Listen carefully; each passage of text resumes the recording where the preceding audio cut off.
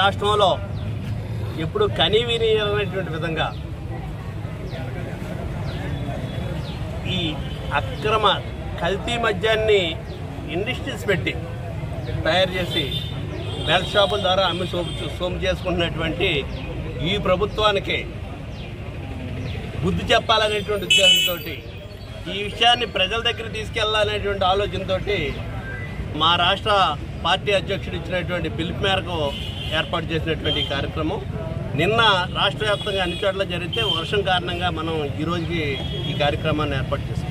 అయితే ఇక్కడ మీరందరూ అర్థం చేసుకోవాల్సింది, ఈ రాష్ట్రంలో ప్రభుత్వం అండదండలు లేకుండా ఈ కల్తీ మద్యాన్ని ఏ విధంగా అమ్ముతున్నారో, మన రాష్ట్రానికి రాజధాని అయినటువంటి అమరావతి రాజధాని అయితే దానికి హెడ్ క్వార్టర్ అనేటువంటిది విజయవాడ పక్కనే ఉన్నటువంటి ఇబ్రహీంపట్నంలో ఈ కల్తీ మద్యాన్ని తయారు చేస్తుంటే ఎవరికి తెలియదని చెప్పడం అనేటువంటిది అది చాలా మోసం. అందరికీ తెలుసున్నటువంటి విషయం. అధికార పార్టీకి సంబంధించినటువంటి నాయకులు దీంట్లో భాగస్వామ్యంగా వాళ్ళే నడిపిస్తున్నటువంటి ఈ కల్తీ మద్యాన్ని నడుపుతున్నారు కాబట్టి దీన్ని ఎవరో కూడా పట్టుకోకుండా ముందుకు నడిపిస్తున్నారు. అనేక మంది బెల్ట్ షాపుల్లో ఈ కల్తీ మద్యం తాగి చనిపోయినటువంటి సందర్భాలు కూడా చూసాం. ఇది చాలా దుర్మార్గమైనటువంటి విషయం. మరి ఈరోజు ఎక్కడో ఆఫ్రికాలో ఉన్నటువంటి జనార్దన్ అనేటువంటి వ్యక్తిని తీసుకొచ్చి ఆయన మా ఫోన్ ఏదో ఎక్కడ ముంబైలో ఎయిర్పోర్ట్లో పోయిందని చెప్పడం, అంటే ఎవరిని నమ్మించడం కోసం ఆ ఫోన్ అనేటువంటి తీసుకొస్తే దాంట్లో ఉన్నటువంటి ఇతను ఎవరితోటి మాట్లాడుతున్నాడో, ఏ రకమైనటువంటి వ్యక్తులతో కాంటాక్ట్ చేస్తున్నాడో అన్నీ బయటకు వస్తాయనేటువంటి ఉద్దేశంతో ఆ ఫోన్ కనపట్టలేదని చెప్పడం. ఈవేళ ప్రభుత్వం దగ్గర ఉన్నటువంటి సాంకేతికతతోటి ఆ నెంబర్ మీద, అతను వాడే నెంబర్ మీద ఆ డేటా తీసుకుంటే ఎవరు దొంగలో ఎవరు ప్రోత్సాహంతో నడుస్తుంది అనేటువంటిది అంతా తెలుస్తుంది.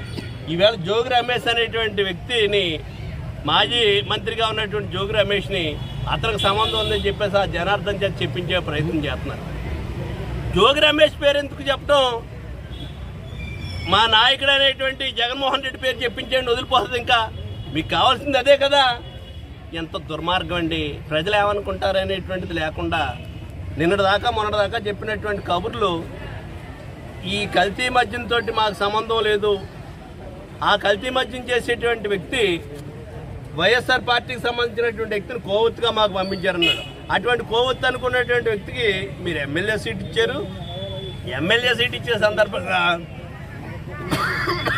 మీరే పీఫార్ అని కూడా మీ చేతులతో ఇచ్చారు. ఈ రోజు వరకు ఇన్ఛార్జిగా కంటిన్యూ అవుతున్నాడు ఓడిపోయిన తర్వాత. అతను అంటే ఏం చెప్తున్నారో, ఏం ఆలోచన చేస్తున్నారు మీరు? ప్రజలు ఏమనుకుంటారనేటువంటి దాంతో పని లేదా మీకు? ఇంకా అతనేదో పెద్దిరెడ్డి గారికి సన్నిహితులని చెప్పే ప్రయత్నం చేశారు.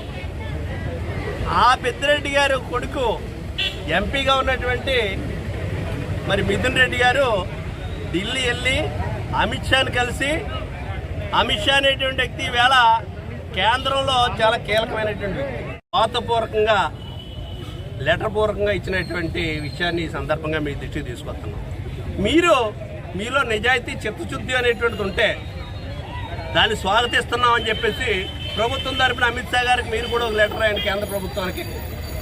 సిబిఐ విచారణ కావాలని చెప్పేసి మీ నిజాయితీని నిరూపించుకోవాలంటే సిబిఐ విచారణ కోరుతూ మీరు కూడా రికమెండ్ చేస్తూ రాష్ట్ర ప్రభుత్వం నుంచి ఒక లెటర్ పంపించండి. ఎవరు దొంగలో ఎవరు దోషులో, దాంట్లో జోగి రమేష్ ఉన్నాడా, జగన్మోహన్ రెడ్డి ఉన్నాడా, చంద్రబాబు నాయుడు గారు ఉన్నాడా, లోకేష్ ఉన్నారనేటువంటిది అన్నీ బయటకు వస్తాయి. దాంట్లో ఆ సాక్షాత్తు అసెంబ్లీ సాక్షిగా బెల్ట్ షాపులు నడిపితే బెండ్ తీస్తామని చెప్పారు. నిన్న మళ్ళీ ప్రెస్ మీట్లో కూడా బెల్ట్ షాపులు నడిపితే బెల్ట్ తీస్తామని చెప్తున్నారు. మీ చేతిలో ఉన్నటువంటి పనే కదా. బెల్ట్ షాప్ విధానాన్ని రద్దు చేయండి. ప్రధానమైనటువంటి లైసెన్స్ షాపులు ఏమున్నాయో వాటిని అమ్మించేటువంటి ఏర్పాట్లు చేయండి. దానికి ఒప్పుకోరు మీరు. ఎందుకంటే మీ ఎమ్మెల్యేలు మీరు అందరూ ఈ బ్రాందీ వ్యాపారంలో భాగస్వాములు అయి ఉన్నారు. బాగా ఓటాలు తీసుకుంటున్నారు మీరు అందరూని, మీ ఎమ్మెల్యేలు అందరూని, ప్రతి నియోజకవర్గంలోని కూడా. అందుకని చెప్పేసి దానికి మీకు బెల్ట్ షాపులు తీసేయడానికి ఇష్టపడరు, వాళ్ళ నుంచి ఒత్తిడి వస్తుందని. మీకు రావాల్సినవి వచ్చి అన్నీ పోతాయని చెప్పేసి ఈ తప్పుడు విధానాలని ప్రజలు గమనిస్తున్నారు. ఖచ్చితంగా దీన్ని సిబిఐ విచారణ జరిపితే దీంట్లో ఉన్నటువంటి దోషులు దొంగలు బయటకు వస్తారనేటువంటిది మేము డిమాండ్ చేస్తూ మీ చిత్తశుద్ధిని నిరూపించుకోవాలంటే రాష్ట్ర ప్రభుత్వం తరఫు నుంచి సిబిఐ విచారణకి ఆదేశాలు ఇవ్వండి. అంతేగాని సిట్ వేసి ఆ సిట్ మీ చుట్టూ ఉన్నటువంటి వ్యక్తులు దాంట్లో ఉంటారు.